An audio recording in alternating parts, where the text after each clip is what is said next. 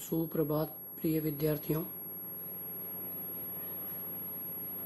आज हम हिंदी साहित्य के अंतर्गत कक्षा 12 के छंद विषय में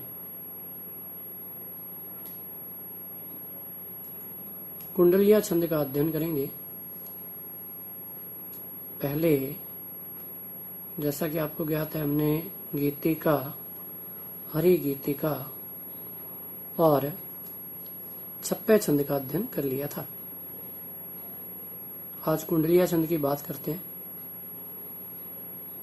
सभी विद्यार्थी ध्यान दीजिए। देखिए, कुंडलिया छंद के लक्षण क्या होते हैं।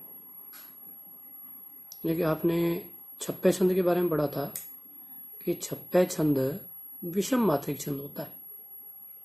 देखिए, विषम मात्रा किसको कहते हैं, जैसा कि मैंने आपको छप्पे छंद में भी बताया था कि ना तो उसमें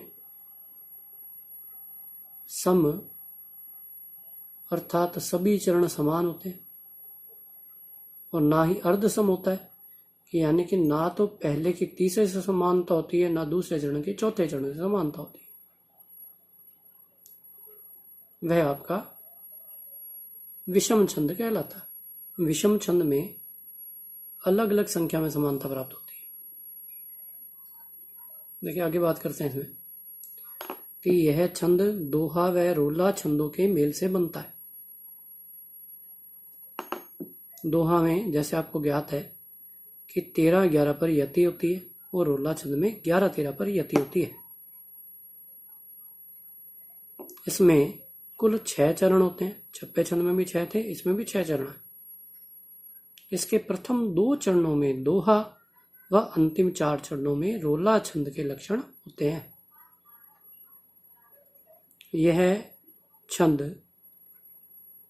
दोहा छंद का अंतिम चरण, रोला छंद का प्रथम चरण बनता है। देखिए, अंतिम चरण कैसे है। देखिए, प्रथम 2 में क्या है, दोहा है।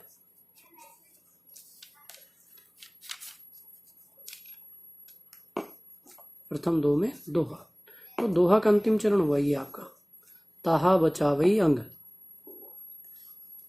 तो ये रोला प्रारंभ हुआ, तो रोला का प्रथम चरण भी क्या हुआ, ताहा बचावई अंग। उसके बाद जो 4 चरण होंगे अंतिम, वो आपके रोला छंद के होंगे। देखिए, कैसे याद करेंगे आप, परीक्षा में हमें याद नहीं रहता, तो याद करने का आसान तरीका क्या है। देखिए, मान लीजिए सांप जो है कुंडली बनाता है, तो राजस्थानी भाषा में अगर कोई मुश्किल चीज होती है, हम कहते हैं दोहरा है। मान लीजिए कुंडली भी दोहरी है, तो दोहरा होने की वजह से दोहा हो गया और रोला हो गया, यानी कि दोहा और रोला के मेल से बन गया। देखिए, मैंने आपको छप्पे छंद में भी बताया था कि रोने की स्थिति जहां पर भी है, रोला से रोने मान लो आप, तो जहां पर ब्यारी ज्यादा आ रही है, उसमें भी 4 चरण रोला के थे, इसमें भी 4 चरण है रोला के।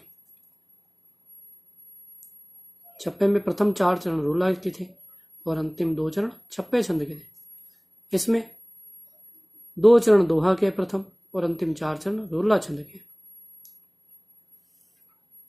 आगे बात करते हैं। यह छंद जिस शब्द से आरंभ होता है उसी शब्द पर समाप्त होता है। देखें, यहां लाठी शब्द से प्रारंभ हुआ और अंत में भी क्या आया,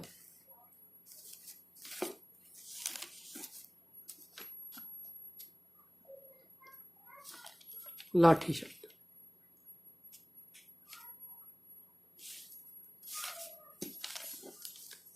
इसकी प्रकृति के आधार पर इसे गाथा छंद भी कहते हैं। देखिए, इसका उदाहरण पढ़ते हैं।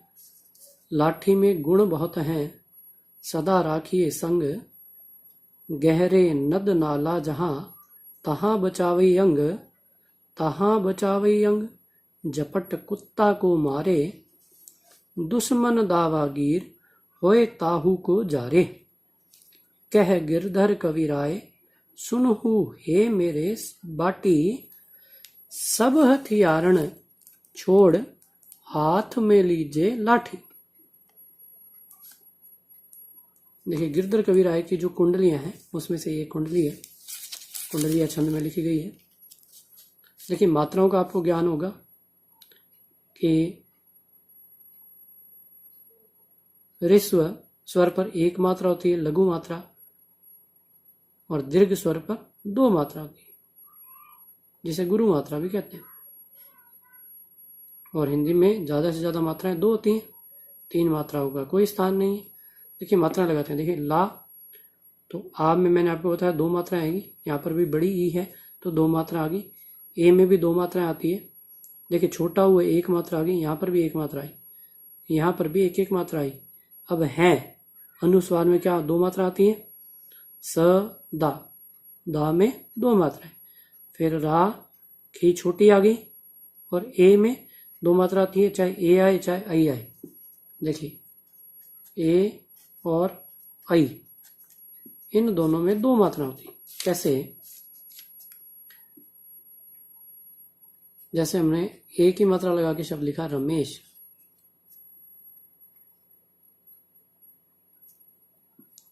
और आई से हमने लिखा मारई।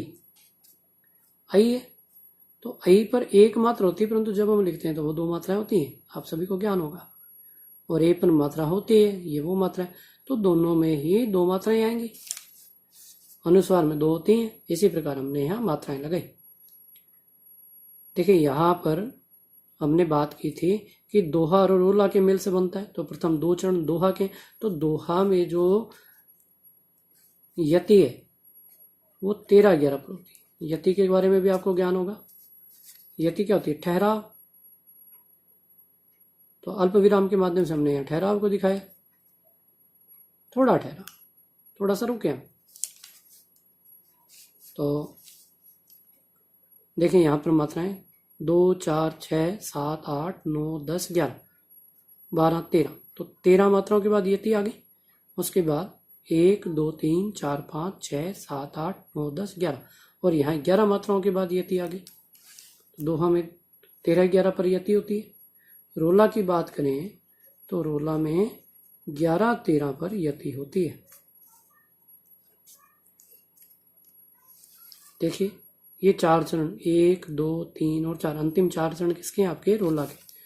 तो 11-13 पर यति होगी इसमें। देखिए तहाँ बचावई अंग से हम देखते हैं, तो तहाँ बचावई अंग की हमने यहाँ मात्रा लगाई थी, वही 11 मात्रा यहाँ आ गई।